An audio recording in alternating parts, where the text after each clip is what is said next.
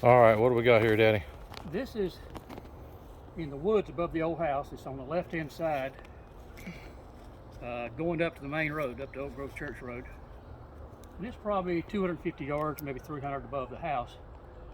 And Grandma showed me this, Grandma Emma, when I was young, probably in the 50s. There's two graves here. One, here's a stone, and you can see here in the ground the depression where the casket or the box is buried in. Obviously over years decayed and rotted. And there's another one here. There's only two now we can find. There was 3 or 4 here when I was young.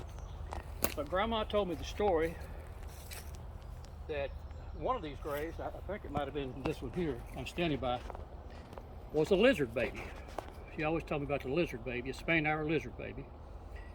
And I never thought much about it when I was growing up, but I did look at some information about that. And there is a medical term for it when the spinal column extends outside the body, sometimes a few inches, sometimes 6 or 8 inches. And it can be, through surgery today, it can be corrected. I don't think it probably could back then.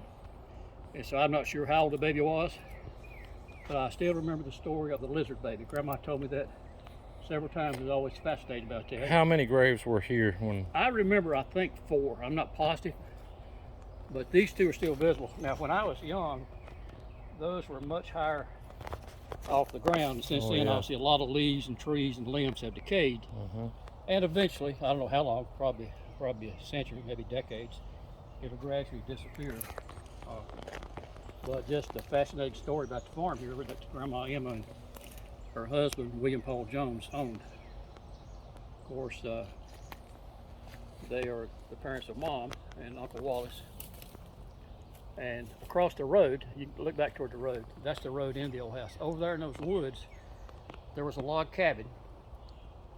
And Grandma, a midwife, came to the house, and Grandma delivered Mama in that log house. I think it's just one room, and there was a basement up under it. I'm not sure what's in the basement. I think probably some rocks and a way to get in to store canned goods and other produce to keep it fresh. But Grandma told me that during the delivery, that the chinking in the logs fell out of the logs, and there was snow blowing through the logs into the house, into the log cabin. Wow. While Mama's been born, November the 13th, 1920. My goodness. We would go over there now, but it's too grown up. I think maybe we can come back in the wintertime and go over there and get a video of the remains. No logs left, but you can certainly see the basement where he's at, where Mama was born, here on the farm. I'm really surprised that you brought us in right here to these 2 graves. Yeah, I was able to walk straight toward it. I remembered from being a kid exactly where they were.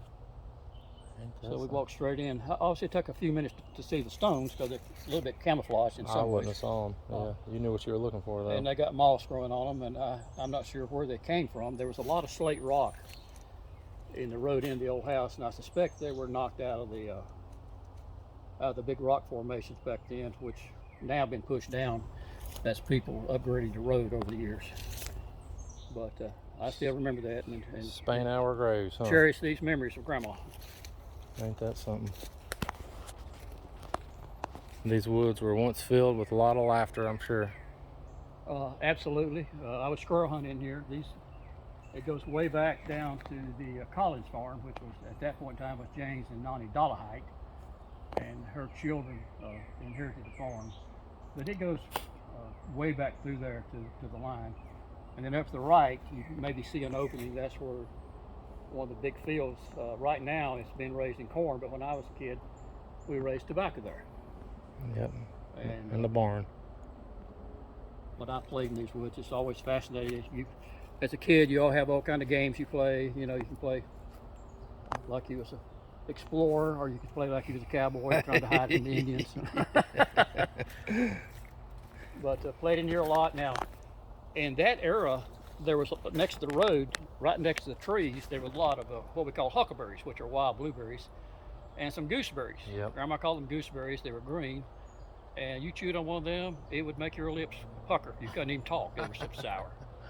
But there were a lot of huckleberries, which I loved, and a few blackberry vines. Not much. On the other side of the road, just kudzu. Kudzu kind of like tried to take over the farm, I think. Yeah, kudzu's still still still, there here, today. still here today. My goodness.